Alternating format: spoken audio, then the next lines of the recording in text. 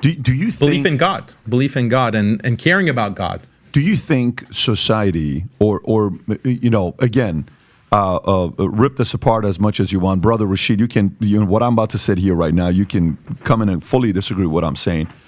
Do you think there is how we always talk about who are the people of power, like the real people of power? I'm not talking about millionaires and billionaires or presidents. I'm talking people that are really the people of power, right? Mm-hmm.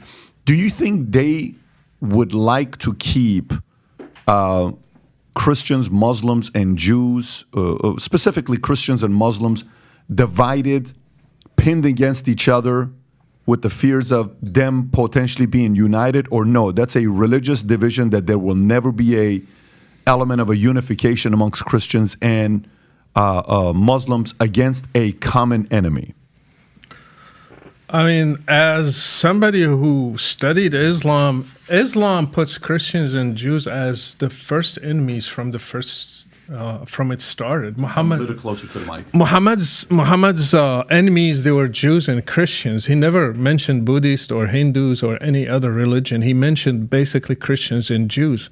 So that Muslims inherited that enmity from Muhammad until today. If you ask them who is the enemy, they will be the West. If you go to Morocco, for example, do statistics, it will be the West, especially America and Israel, because they represent Christians and Jews. So when the Quran says, do not take Jews and Christians as friends, do you think what happened to Jews and Christians through history was just random or was based on doctrine? When the Quran says, you have to fight the Christians and Jews until they submit and they give the jizya, do you think that enmity started back then in the 7th century, or it just somebody caused it today? The enmity is inherited in the text. In Umar ibn al-Khattab, he kicked the Jews and Christians from the Arabic Peninsula, and Muhammad said, I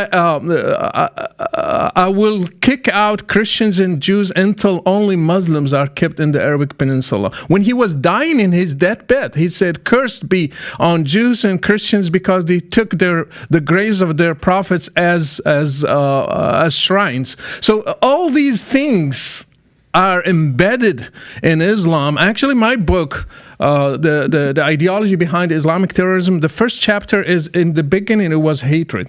So the beginning, the root of terrorism is hating who are not Muslims, especially Jews and Christians. There is a huge hatred. Actually, in the Sunnah, hating the non-Muslims is a must, is a part of faith.